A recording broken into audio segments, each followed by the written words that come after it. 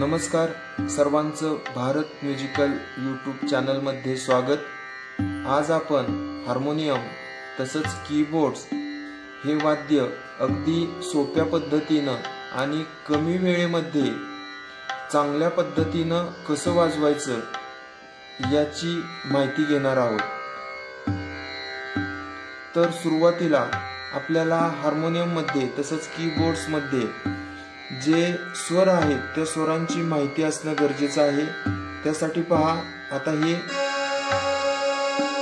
काळे एक हे सप्तक आहे।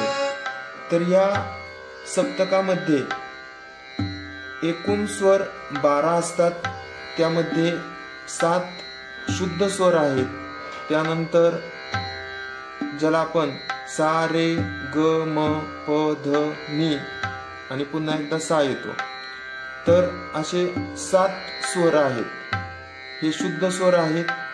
हे पहा, सा रे ग म प ध नी आणि शेवटी हा सा। त्यानंतर 4 स्वर कोमल आहेत, ज्याला आपण रे ग ध नी। हे पहा, रे ग ध आणि नी। त्यानंतर एक स्वर हा तीव्र असतो, म्हणजे म। तर हा म हा तीव्र आहे, हा शुद्ध म, हा तीव्र म। अशा पद्धतीनं एकूण 7 स्वर, शुद्ध 7 स्वर, त्यानंतर कोमल 4 स्वर आणि तीव्र 1 स्वर, असे एकूण 12 स्वर असतात।